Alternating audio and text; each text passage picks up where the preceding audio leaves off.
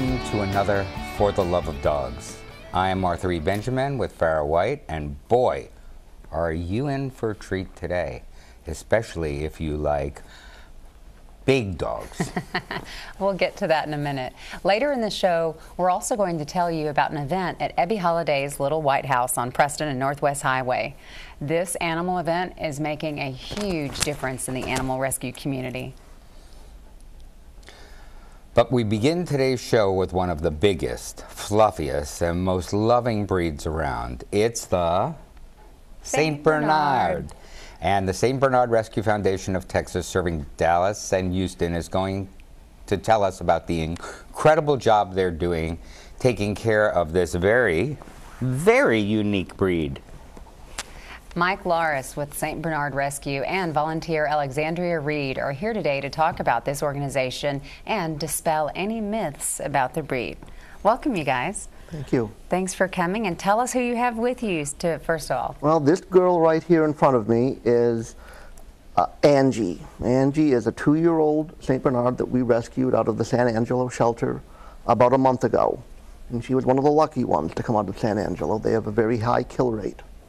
And it took us a while to get her out, but we have some volunteers in the area. Her sister, in fact, lives nearby and pulled her from the shelter and transported her all the way from San Angelo up here to Dallas so that she could be in my house as a foster.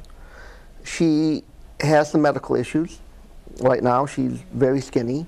She's about 20 or 30 pounds underweight. She also has cherry eye, and it's not responding to typical treatment, so she's going to need surgery.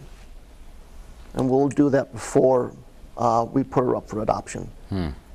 Okay, and who else do you have over there? That is Remy. He is my own personal St. Bernard that I've had since he was an 8-week-old puppy. Ma. Remy! Remy! Wake up, Remy! Say, it's so nice and cool over here on the tile. Yeah. Rem, up. It seems like it's impossible that anyone would neglect or abandon one of these little wonderful dogs. But sadly, I guess it happens. Happens very often. Often they'll get a St. Bernard and a puppy, and a St. Bernard puppy is adorable. Yeah. They are little teddy bears, but within 6 months, they're going to be 60, 70 pounds. Big teddy bears. And they're not very graceful. They have these size 13 clodhoppers that pick up mud. They'll start to drool around 8 or 9 months, and it'll hang down from their jowls, and they'll shake their head, and it will fly through the air. Don't you dare do that around me. And where it lands, I've seen it dripping off the ceiling in my house. Now, how much does he weigh? He weighs 150 pounds. That's all? Yes. They get bigger.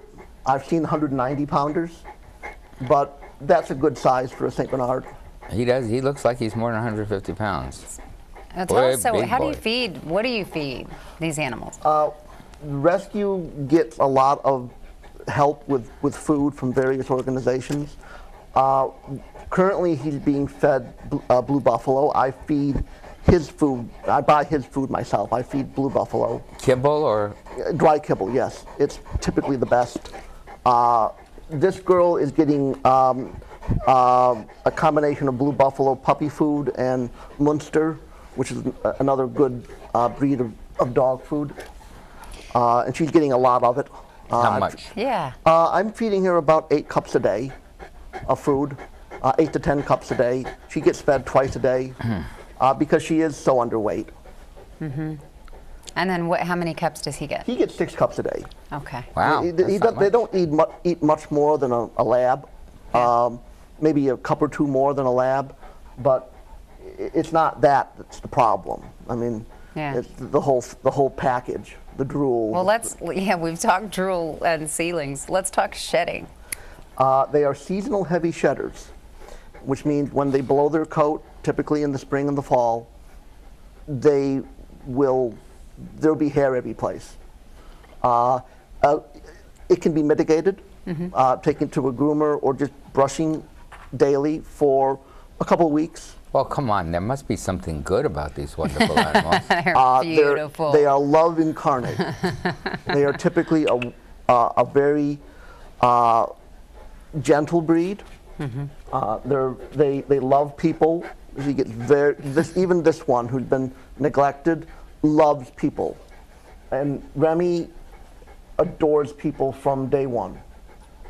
Well, and Alexandria, you've been working with these dogs for how long? I've been with the St. Bernard Rescue for about 6 years now. Whether that means being in the group or helping out or walking or washing. Okay, but where's their barrel? I actually don't have one, and that is actually a myth. They never actually wore barrels. Really? That was, I believe that was invented by a man named Edwin Landseer, who was a portrait artist in the 19th century.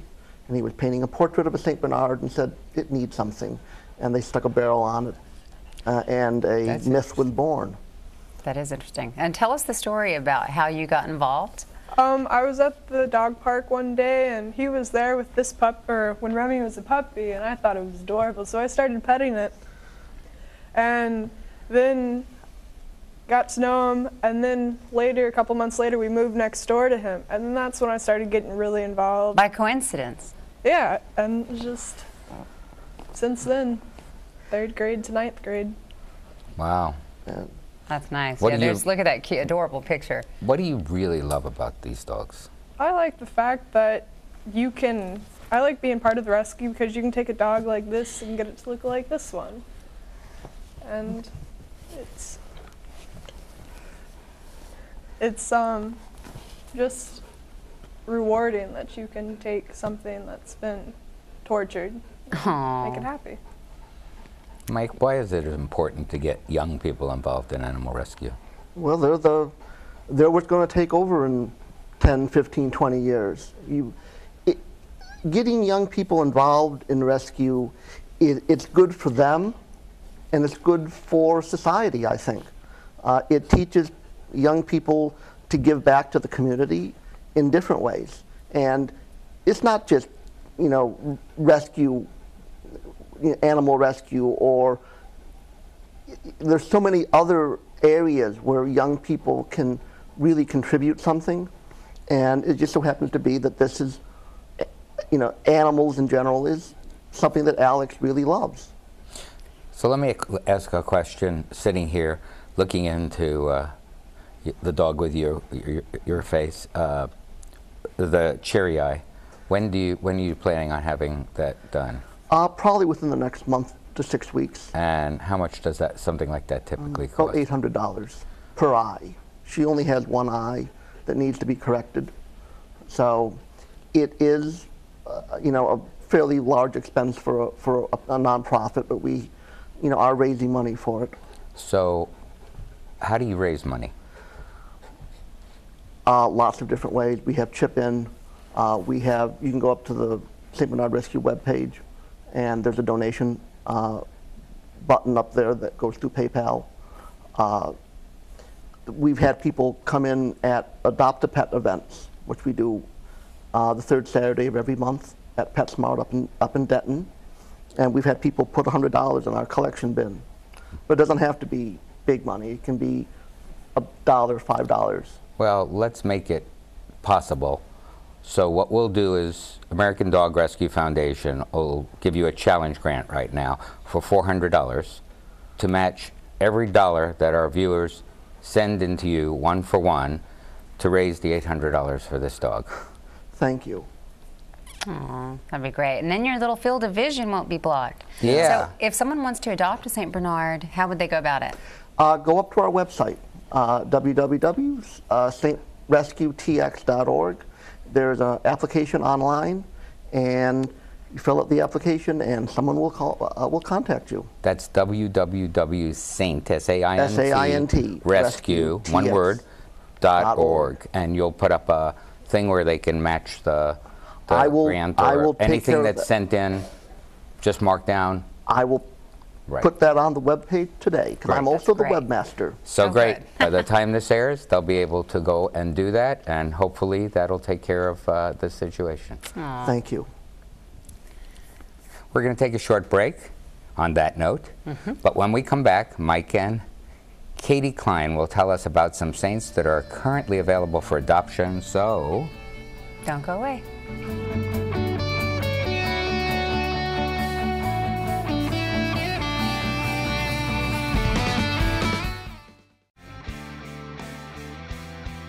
My name is Teresa. This is Scooter. My name is Amber. This is Duke. I'm Dr. Dixon, and this is Annie. I'm Emily. This is Jackson. I'm Kelsey, and this is Skittles. My name is Miko. This is Chloe. My name is Ty. This is Callie. My name is Tamar. This is Simon. My name is Renee. This is Snowball. My name is Dr. Miller. This is Fletcher. My name is Eric. This is Sport. My name is Stacy, and this is Britches. And I'm a pet lover first. And I'm a pet lover first.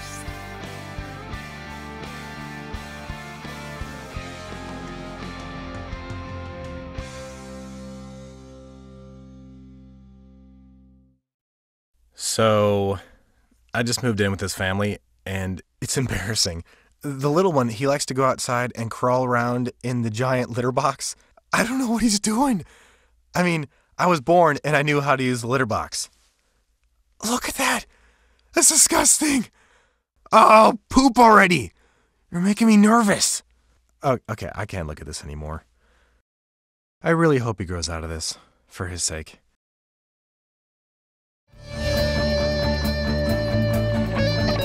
Welcome back to For the Love of Dogs.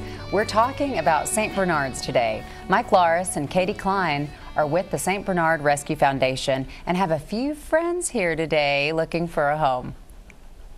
Katie, tell us who you brought with you today. I have Snickers. She is a 3-year-old female, full St. Bernard, who is looking for a home. That's this one right here. And then Moose is the big one laying down, and Ollie is the one laying on the other side of Mike. So they're all available? No, just Snickers. Snickers has a very interesting story. Yes, from what we gather, Snickers was originally purchased to be a breeder female. And the story that I have is that the gentleman didn't exactly know what to do. It was his first time. And he didn't quite have the fencing and things that he needed, and so she was a roamer. And he put her in a car, and she broke out of the window while he was at work. And so then he duct taped her back legs to keep her from going anywhere while he was gone. Long story short, he surrendered her to rescue. We then spay all of our dogs. And so she came to us. She had no or very little human contact. She didn't know to come in the house. We had to literally drag her or push her in to the house to tell her it was okay for several weeks. And then once she came in, now we can't get her to go outside. She wants to be with her humans all the time, which, as you can tell, she needs some reassurance because this is a new setting for her. So she needs a little bit of reassurance that everything's okay. How old is she? She's 3. She's 3 years old. There she goes. Now she's going to settle. I'd imagine that adopting a big dog like these dogs requires a very special screening process. What's your process for looking for the right things in a home? When I screen potential adopters, I look for somebody who understands the big breeds. St. Bernards are not like your typical Labrador Retriever. They're not really very active dogs. They like to lay down. They want to go with you. So I look for somebody who wants a companion dog. Sometimes I tell people it's like having a constant toddler. They're always with you. I look for somebody who's got more of a alpha or dominant personality, because with St. Bernards you have to tell them who's the boss. You do not have to be aggressive. You do not have to be mean. But they need to know that you are the owner and that they're working for you. Otherwise, they'll run over your house. I can imagine. Our audience must be talking about my toddler, my little 3-year-old, right. He's got one. Bandit, where he is today. Oh, he's in the control room, man in the booth. He's making things happen. He's running the show. So he's up there monitoring us and seeing that we're on time and on cue. That's right. And like Bandit, this guy is also a therapy dog, right? Yes, Moose and Ollie are both therapy dogs. Moose's story is he jumped in our backyard and he was only 85 pounds at 1.5 years. And we didn't know what to do with him. It wasn't our intention to rescue him. And long story short, he was turned out and left to roam. And so as he stayed with us, he was very good with kids, and he started going to schools and reading, and people said, you should register him in the therapy dog process. And so we did, and he works every week. He goes to visit kids at Cumberland Children's Home. And Ollie is what we call a foster failure. She is a foster that comes into our home that doesn't ever leave. She gets adopted by us. And she is also a therapy dog. And so she goes and visits the same places as Moose, and they work as a team. Nice. Team Moose. Yeah. And Ollie is a full-blood saint as well. We get a lot of questions about her because she has short hair and she's long and lean. From the research I've done, this is what St. Bernards originally looked like when bred by the monks in the St. Bernese Pass for the mountains. Their agility and ability to get around the mountains and the rocks and the boulders. And if you pet her, you'll notice her hair comes out all the time, really easy. It's not just shedding, but it's kind of a releasing.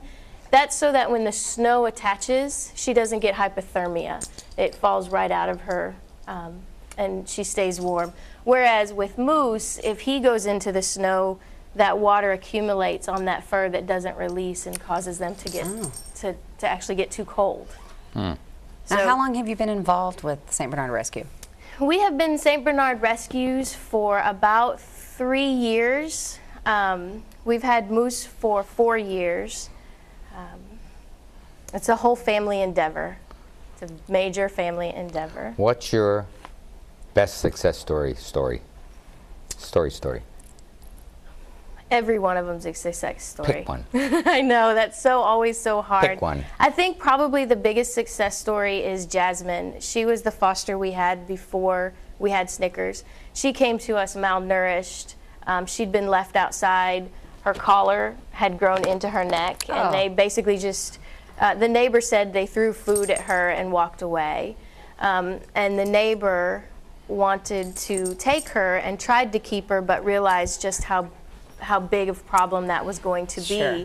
And so she came to us, and she was rehabilitated, and she gained her weight, and she learned her obedience, and she did fabulous, and she now lives in Louisiana with Atlas, who that is a great story. Yeah, 200-pound male, so male saint that had adopted from us before. So that's probably the best story. Thank you.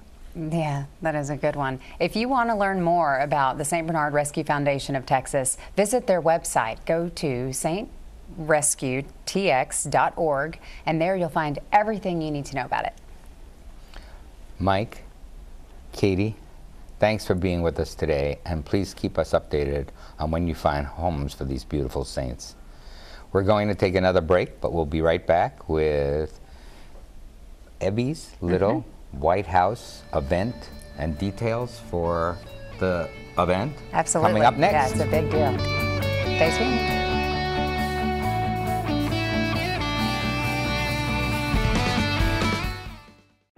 Hi, I'm Cheryl Crow, and I'm a musician and a mother, and this is Buttercup. She's also a mother, but not by choice. She's a survivor of a puppy mill. Buttercup spent her life in a dirty wooden hutch, forced to produce litter after litter. She never went to a veterinarian or a groomer. She never had a soft spot to rest or a kind touch. She existed this way in cruel isolation year after year. Puppy mills are mass production factories where mother dogs suffer their entire lives, producing nearly 100% of puppies sold in pet stores and on the internet. When these dogs are no longer able to produce, they are often destroyed. Buttercup's nightmare ended the day Animal Rescue Corps saved her life. She finally knows what it means to have a loving family, but for the millions of dogs suffering in the estimated 15,000 puppy mills across the United States, this nightmare continues. Animal Rescue Corps and I ask you to visit your local shelter or rescue when choosing your next animal companion. You will not only be saving a life, you will be helping put an end to this cruel industry. Please go to animalrescuecorps.org to learn more about ending puppy mills. Buttercup and I thank you.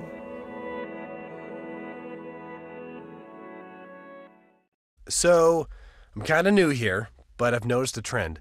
My human does this funny thing where she goes around and gets all my toys, and then she hides them in that basket by the door. You know, but it's always the same basket, and it's always in the same place.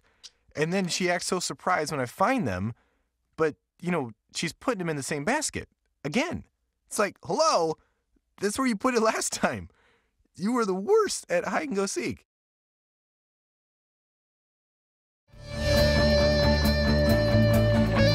Welcome back. If you're looking to rescue a new family member, we have a great event to tell you about. The Fetch event at Ebby Holiday's Little White House at the corner of Preston Road and Northwest Highway in Dallas is coming up on April 27th. You did that pretty well. Thank you. Connie Weaver and Ebby Holiday Realtors is the sponsor of that event, and Jennifer Rubach with DFW Lab Rescue are here to talk about some of the details of the event. Yeah, so you guys, how long has this been going on? Well, my office, we have a very prominent location, Northwest Highway and Preston Road. We serve a very good demographic. And Miss Ebby, our founder of our company, has always emphasized community service. So this year we have done a food bank drive, we've done a paper shredding event, we'll be doing a fan drive for the summer. And when it came time to talk about a dog event, I knew I wanted to do not only an adoption event, but a fundraising event. So we came up with the idea of Fetch, which is going to take place again on the 27th of April. Come here, you. And how long has this been going on? This will be our first year. Oh, nice. This is a work in progress. It will be the first event. It's going to be a lot of fun. It's going to be so much fun. We have a dog trainer that will be there giving tips and trips and whatever. We have a pet psychic that will be there. Oh, how fun. We're having a dog photographer that will be there. I'm sorry about that. Oh, no, are you kidding? Oh, come here. This is why we're here. This is Let why we me do this. read your mind. Tell us who you have with you, and then we'll get back to the Little White House event. This is Tess. She is an alumni with our program. She was brought in to our program. The owner had found her in the backyard. She had a cut in her leg, and when he took her to the vet, he found out her leg was fractured. He couldn't afford to have the care to take care of her, so unfortunately he took her to the Humane Society with the intention of having her euthanized. They begged him to let our organization take him in, which he agreed to, and so he surrendered her, and we brought her into our organization. The vets evaluated her, and they felt that amputating was probably better for her in the long run than trying to rehabilitate the fracture. She's actually an alumni. She's now been in her permanent forever home, and she's doing great. She is doing absolutely great. And as you can tell, not having a leg has not slowed her down. She's getting around. You would never know. She doesn't know she doesn't have a leg. She doesn't. She's great. And then tell us who you have with you over there. I have Cassidy. She is about 8 years old, and she is a current foster. She's my foster, and she is actually available for adoption right now. She was surrendered with her 2 siblings to a shelter in East Texas, and the family was moving and could no longer afford to keep her or take them with them to their new location. So she sat there for about 3 weeks, and we finally rescued her just in the nick of time. And she's been in my home for about a week and a half now. She has settled down. She had to have a couple of teeth removed she's doing much better now, and she's ready to find her new forever home. How old would you say she is? She is about 8. Okay. So she would be great for an older couple or a calmer home. She's great on the leash. She doesn't really pull, but she loves to go for walks, and she needs to lose a little bit of weight. She good with kids and other animals? I have other labs at my house, and she's great with them, but she doesn't play. She doesn't really play with toys either, but she loves walks. She is not really good with cats. We were told by her previous owners. I don't have any cats, so I haven't seen her interact with cats. So it would probably be best. She could be an only dog. She could probably be paired with another older dog too. Maybe not a puppy. Their activity level is very different. Well, and tell us, so some of the vendors, you said you've got a pet psychic, you've got a pet photographer. Yeah, we've got a trainer that will be there. We are also doing low-cost microchipping. Oh, good. And I forgot, it's in my briefcase. We've got a local artist that has donated a painting, and so we're going to do a raffle for a pet portrait. Nice. And I know we've got hot dogs. Nice. We'll be offering the refreshments. And when is this? Pardon? When is it again? It's the 27th of April from 11 till 3 in the afternoon. Public is welcome. Bring lots of cash. Nice. And what is your goal? Our goal is to raise as much money as we can for both Lab Rescue and Operation Kindness. They are also part of this. Both organizations do such wonderful things for the animals, and we know that their adoption fees don't cover all the medical costs. So they depend on fundraisers, and my hope is at the end of the day, we've got some huge checks for them. That's great. And Ebby, I assume, is a dog lover also. Yeah, she's a wonderful lady. Yeah, and everyone knows that little white house. Yeah. I mean, it's been there for a long time, and anyone can stop by. So again, the Fetch event is April 27th from 11 a.m. until 3 p.m. at Ebby's Little White House at the corner of Preston Road and Northwest Highway in Dallas. And this event is free to the public. So it's going to take place, rain or shine. So you heard the lady, just show up and bring your cash. We're out of time again. It happens. We get to talking and petting and playing. Well, I'll let you do the thanks. Well, we want to thank Mike Lawrence, who was here, Alexandria Reed, Katie Klein, Connie Weaver, and Jennifer Rubach for being our very special guest today. So remember to keep up with For the Love of Dogs online at AmericanDogRescue.org, or, as usual, follow us on Facebook, Twitter, and YouTube. For all of us here at For the Love of Dogs TV, thanks for watching, and we'll see you next time.